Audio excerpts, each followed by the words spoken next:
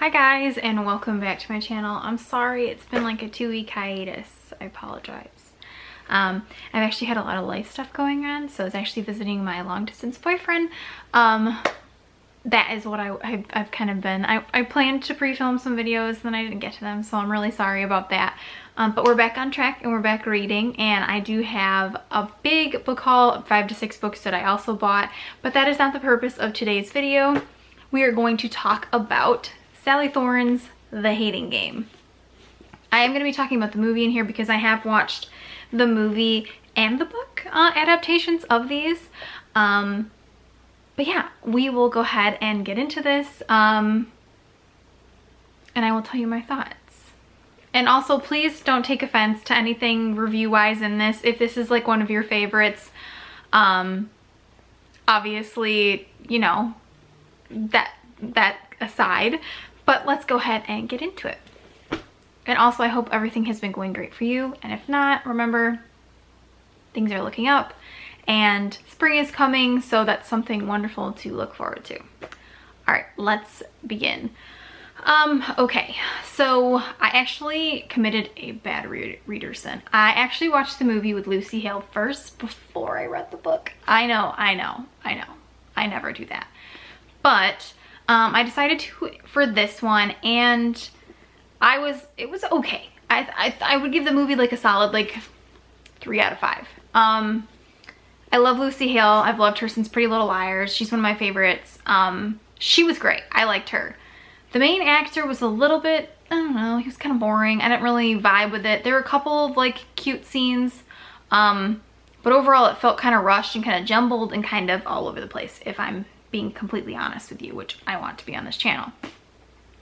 But let's talk about the book, and then I will do some side-by-side movie versus book comparisons. So first of all, let me read you the back cover.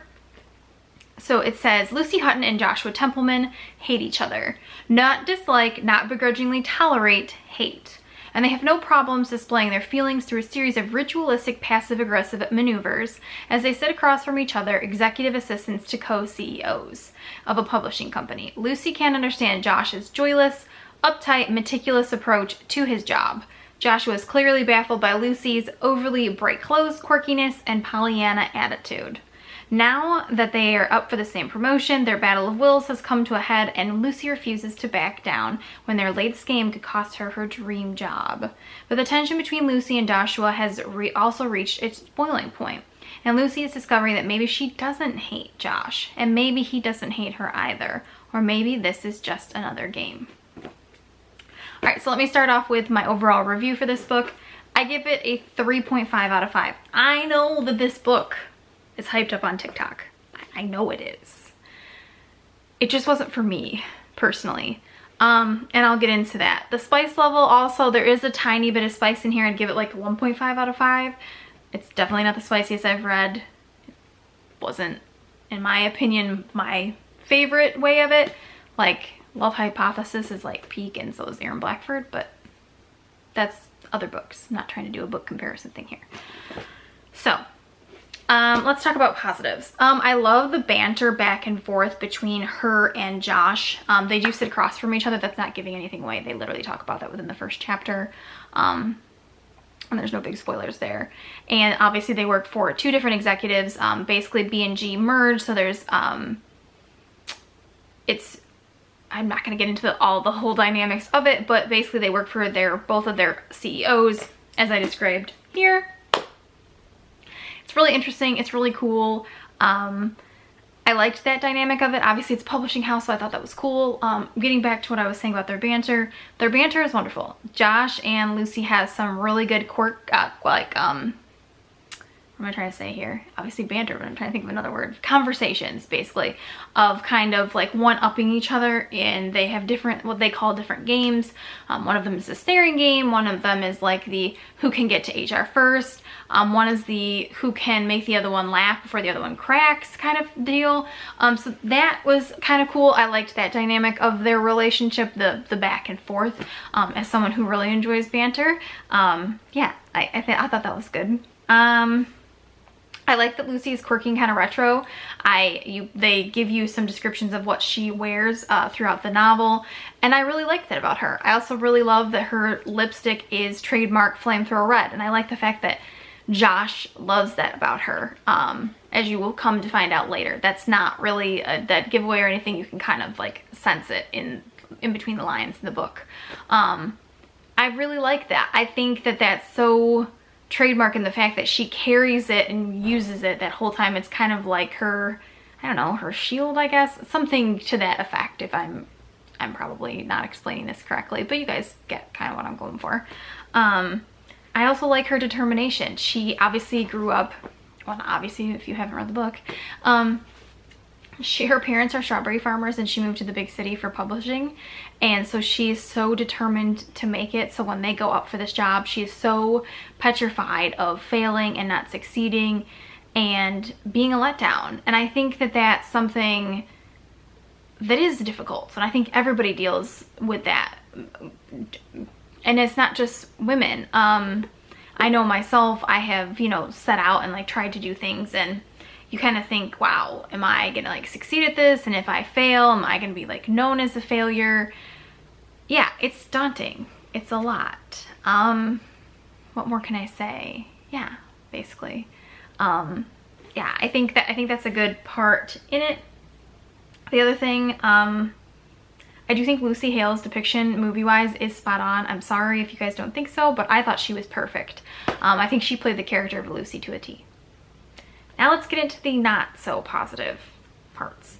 I know you guys are gonna hate me for this, or hopefully not. Maybe you feel the same way I do. I feel like Josh is a little boring.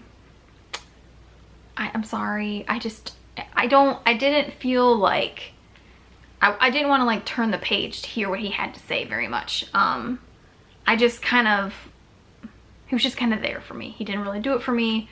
That's my own personal opinion on him. If you love him, then I'm sorry, and he's your book boyfriend. I apologize.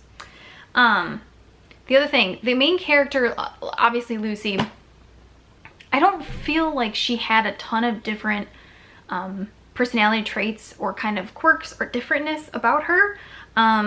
Really, he just kept calling her short, and I am short, so I get that. I'm a little bit taller than her. She's 5 foot, I'm 5'3", but I get it. Like, I'm short.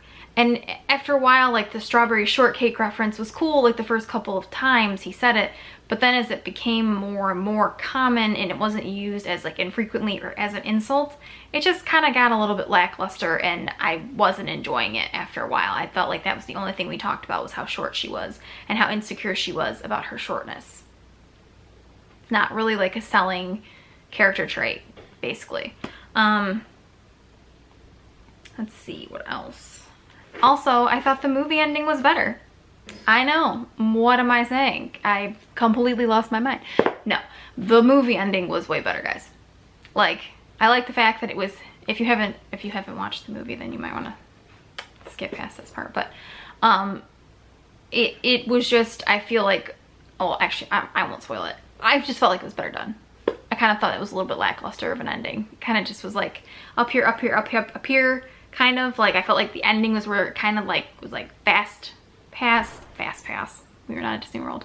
Fast tracking to a certain point, and then it just kind of fell flat for me. But that's my own personal opinion. And let's see what else. Oh, the main, excuse me, feature in here about the room, the blue-eyed room. I thought it was cute. I didn't think it was like overly sentimental or like, you know, it was interesting. It was cool. It wasn't my favorite part of the novel or anything. I know a lot of people think that that's like amazing. I like the tacos situation in Spanish Love Deception better, but that's, you know, whatever. And then moving on from there, the paintball scene. I think this is probably my favorite part of the entire book. And the fact that she compares herself to Lara Croft. Sorry, my notes are in here, guys. She compares herself to Lara Croft. I think that is amazing because I'm a very big Lara Croft fan. I love playing video games, and she's someone I've looked up to as a fictional character for a very, very long time.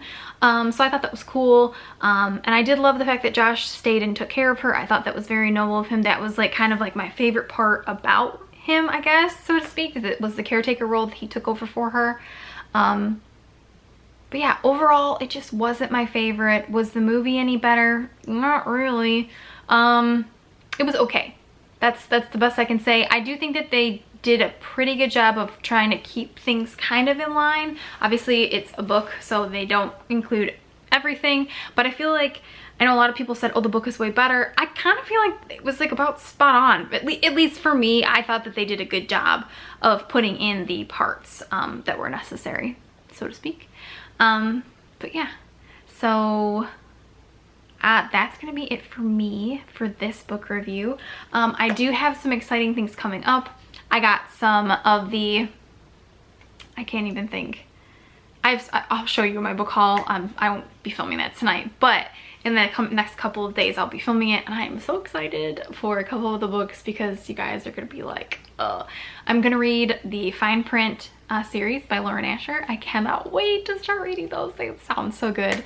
And then I have Daisy Jones and the Six and the Seven Husbands of Evelyn Hugo, and I can't wait to do those. I think I'm gonna do a book haul video, and then I'm gonna try to do reading vlogs for both of those. I started one for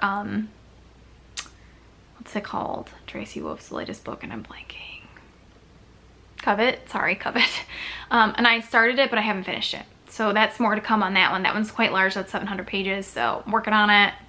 I hear you guys, I will have that out. But without further ado, this is the end of the video, and I hope you guys are having a good, wonderful afternoon, morning, whatever time you decide to watch this video. I hope you have a really good time. And if things aren't looking up for you, I hope that things do get better for you, and I'm rooting for you, and so is everyone on this channel, and we love and support you. So thanks. I will see you guys in my next one. Bye.